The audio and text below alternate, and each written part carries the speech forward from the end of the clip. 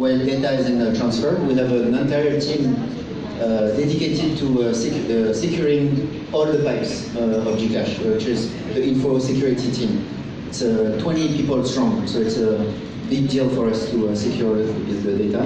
And even in general, we manipulate data is always for internal use cases. So we always leverage our customers' data. Exactly, today is a perfect example of how we leverage customer data is to protect our customers.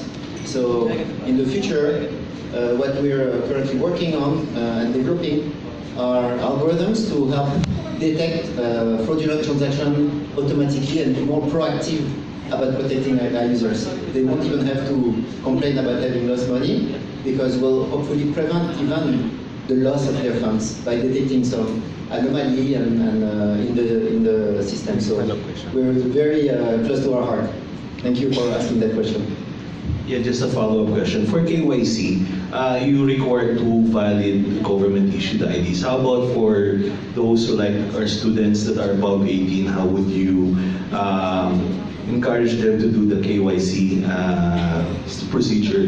Because mostly, if they're students, they only have either a school ID or one ID which is not accepted by your operators. Yes. So yes, actually, specific to students, there's a task force, literally, and GCash is trying to solve for that, because we do see more and more adoption of GCash, and of course the youth, like 14-year-old, 12-year-old started to use GCash.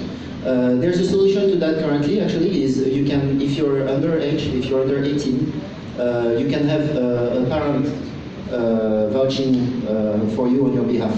But we're working still, it's not enough for us. We wanted to even make it even simpler for students who onboard on GCash and fully verify their accounts, and we're looking at other technologies that we can help, especially around biometrics, to authenticate our users.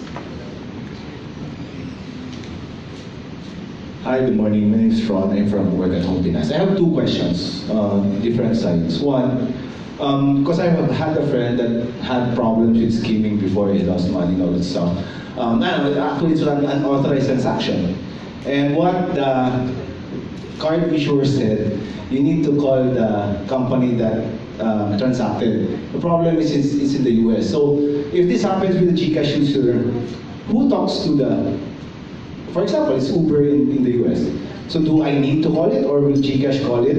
And the second is, you said you can find a report if there's a problem, unauthorized transactions or what. What's the protection on the other side?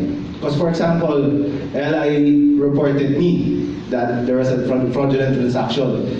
You said earlier that automatically the GCash account of the other person would be blocked. So what's my protection from someone saying, oh Ron, he sent me money, then he claims, oh Ron, he skimmed me or whatever. So what's the protection for the other side?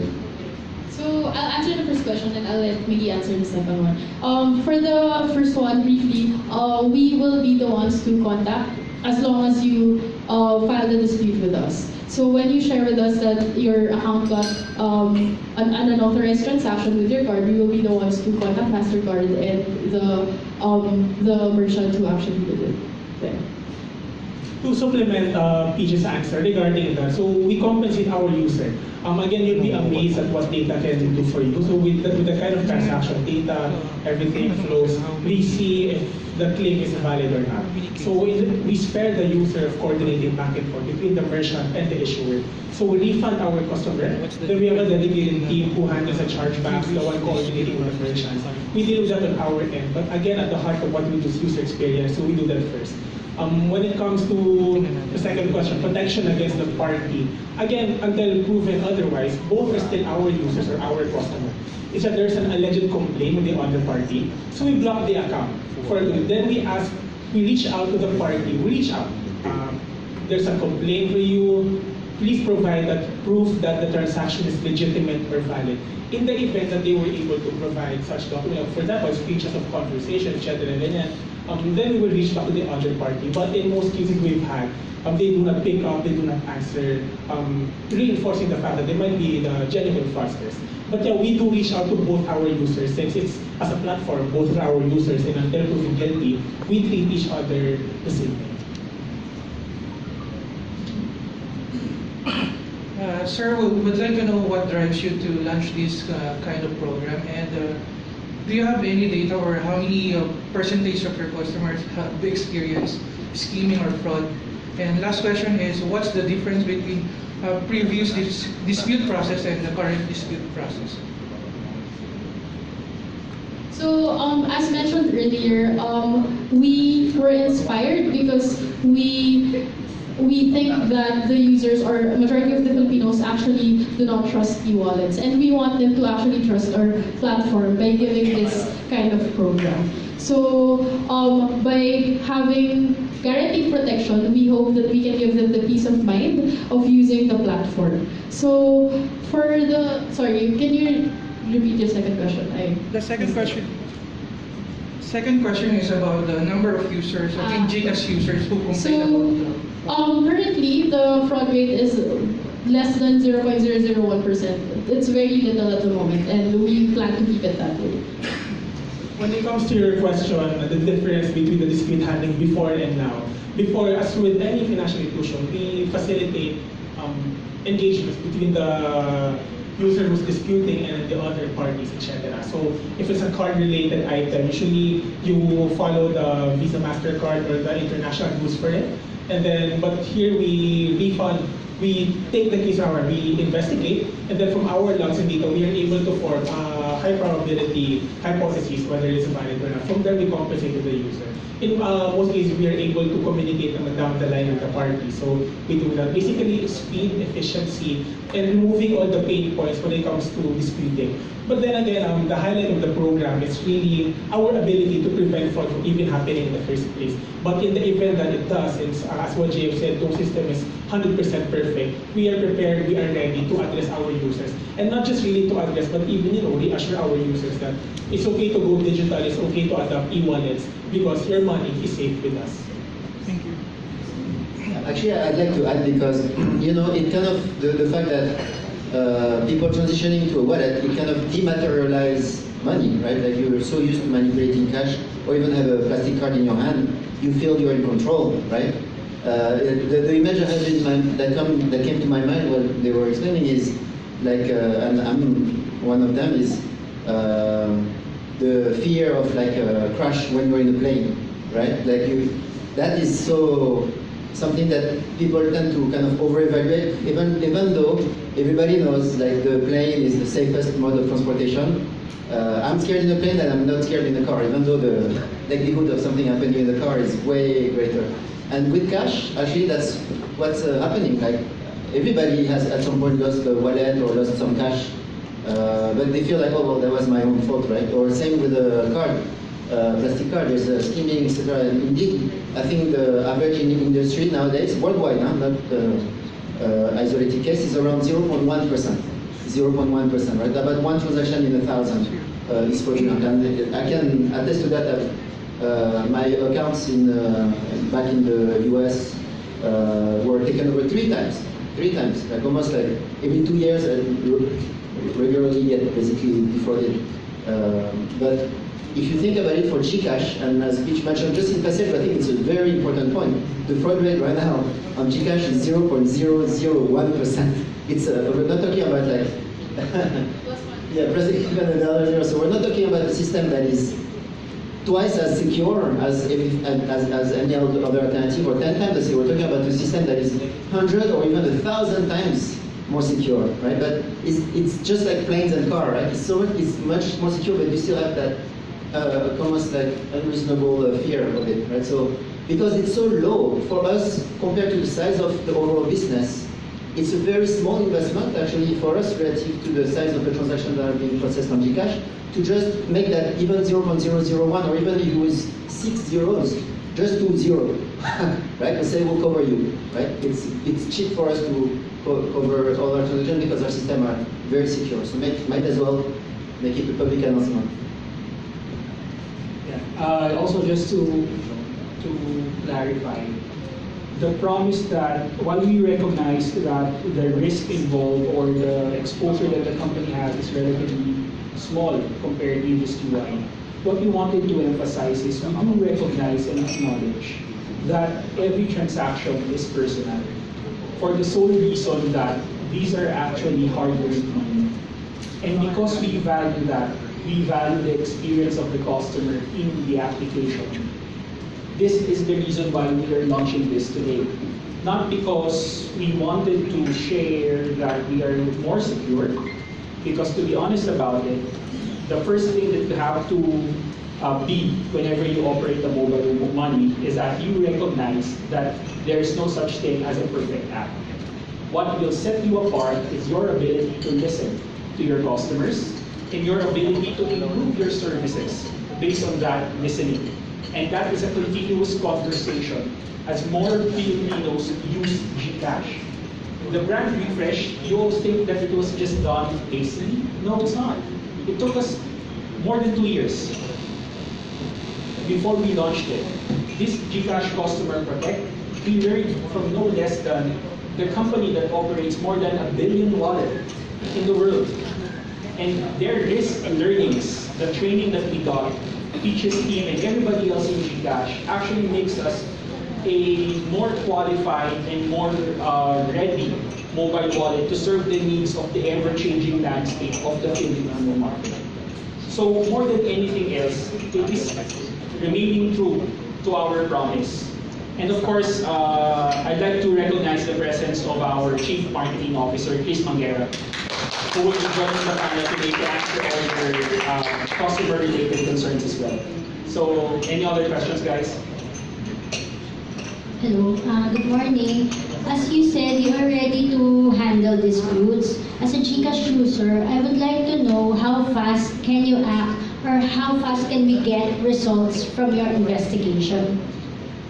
Okay, so again, that's one major pain point. If you lost money, it's very stressful to not get a response or have it floating for quite a while. With this program, we will be able to respond within a day sa complaint mo, and then for sure, we will work together. So we'll ask you the questions, we'll ask for documentation, proof of identity. So as soon as you provide the requirements to us, we will begin our investigation. Then, depending on the severity and the complexity of the case, but for example, you're talking about the common consumer fraud, which is skimming, unauthorized online transaction, we'll be able to get a response within 5 to 10 days.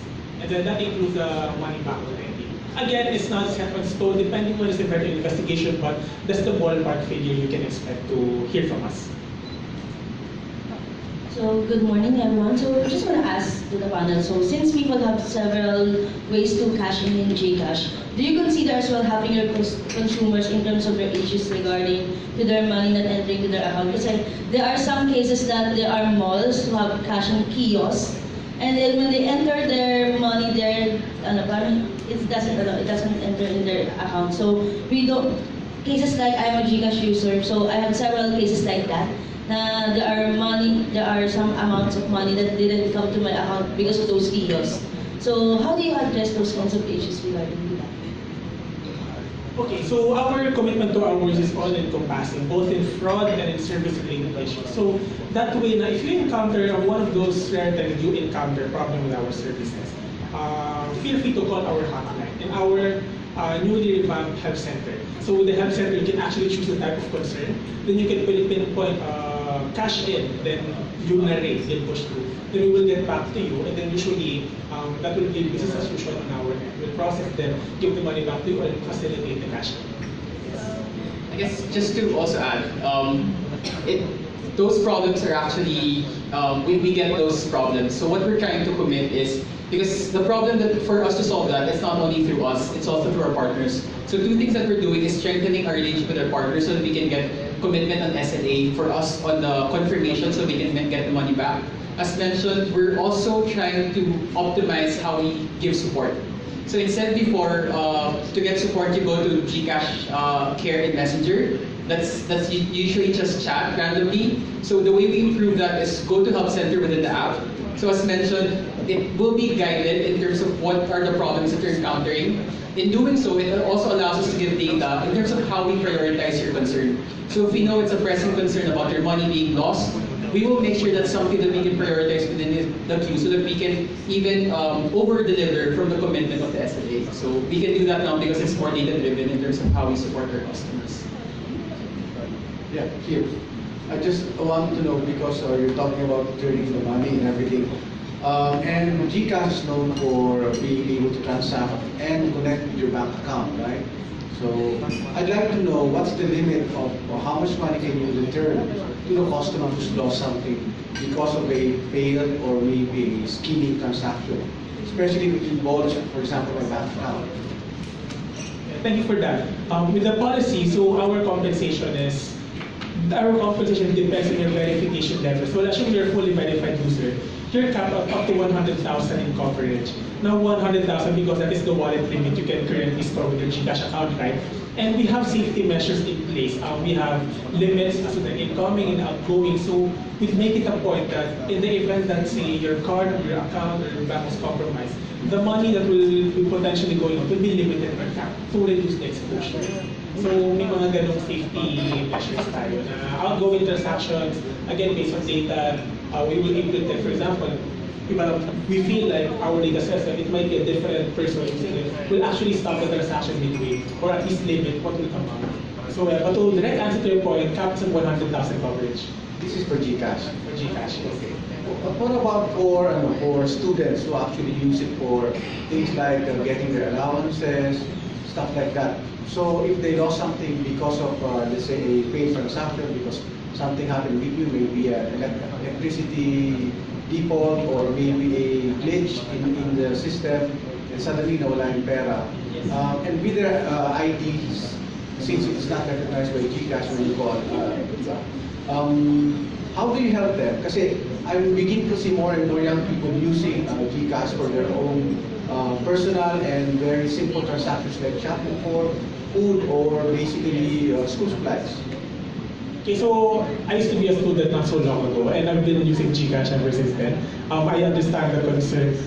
I guess the concern is coming from what if the student is not a fully verified user? Yes. Yeah, so you're capped at 10,000 coverage.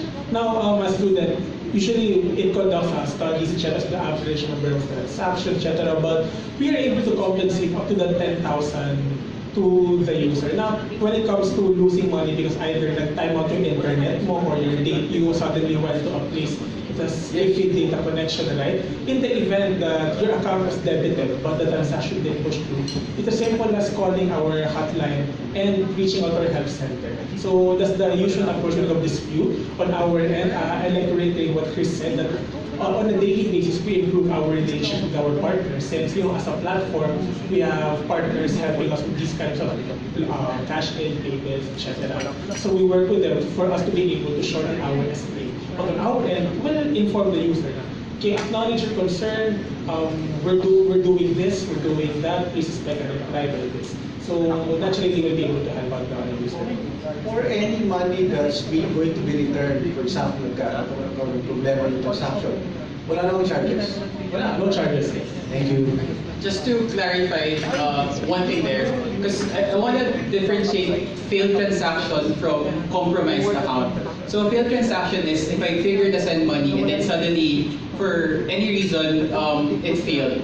And then the money is, you feel like it's lost. Actually, it's not lost. It's within our system. It may not be just immediately reflected within your balance, but definitely you can trigger a caller support so that we can reflect the balance. So it's not lost. It's within the system, and we can assure you that. And we have proper data tracking and monitoring, and we assure you that if the money is somehow failed in terms of transaction, it can definitely go back.